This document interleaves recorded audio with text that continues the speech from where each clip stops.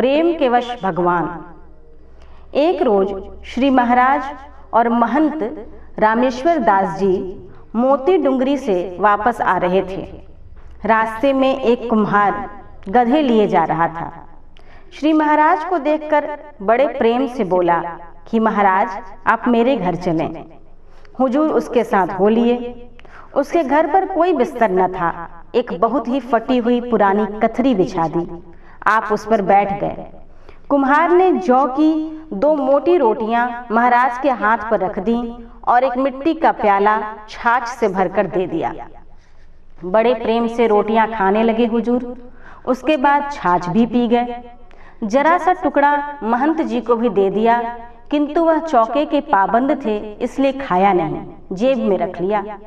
जब स्थान पर आए तो महंत जी ने अपनी माता जी से चर्चा की और कहा कि आज महाराज को जरूर तकलीफ होगी, कारण बहुत ज्यादा वे खाना खा गए हैं।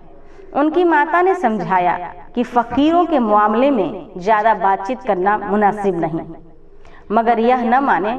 श्री महाराज से कहने लगे कि आप घर पर एक छटाक चावल भी मुश्किल से खाते हैं, आज ये जौ की मोटी रोटियां और मट्ठा कैसे पी गए? हंसकर फरमाया कि कुम्हार का प्रेम बढ़ाने के लिए देखो कैसी मोहब्बत और नम्रता से उसने बुलाया और खाना खिलाया। अगर उसके यहाँ न जाते और न खाते तो वह समझता कि साधु लोग सिर्फ अमीरों के यहाँ जाते और मेवा मिठाई खाते हैं, गरीबों को उनसे मिलना ही नसीब नहीं हो सकता। उसका भक्ति भाव दब और बुझ जाता। बाकी तुमने खुद देख लिया कि किस मोहब्बत से उसने खिलाया और किस खुशी से हमने खाया। भला जब दोनों तरफ ऐसा प्रेम हो तो भोजन की जाति तो क्या, अगर जहर भी खा लिया जाए तो हमारे ख्याल में तकलीफ न दे। गुरुवाई चढ़ाई दुकानदारी है।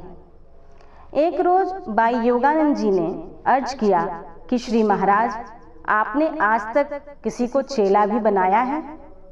यह सुनकर तबीयत कुछ जोश में आ गई और प्रेम से पूर्ण जुबाने मुबारक इस तरह फरमाने लगे कि बेटी तुम कैसी बात करती हो, हम ही जमाने भर के चेले हैं, तब हम किसको चेला बनाएं? सच बात तो यह है कि न हमारा कोई गुरु है न हमारा कोई चेला।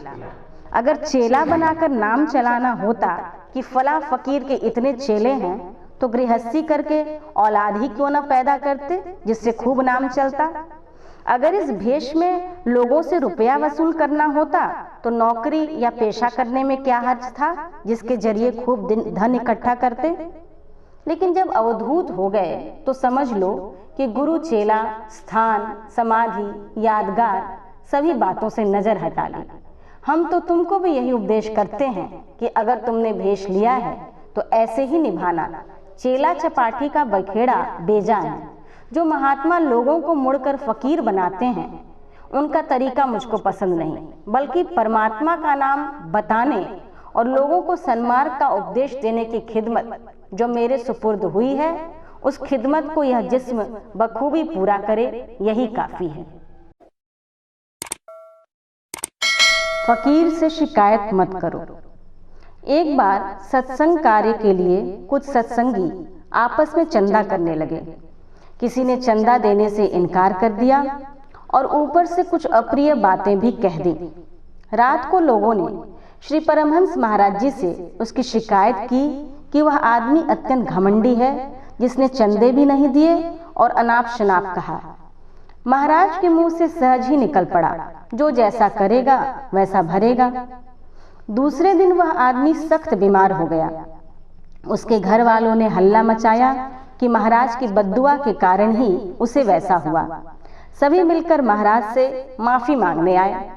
महाराज बोले कि देखो, हमने इन लोगों से कई बार कहा कि फकीर के पास किसी की शिकायत नहीं करनी चाहिए। न मालूम वे किस ख्याल में बैठे हों और उनके मुंह से क्या कुछ निकल जाए।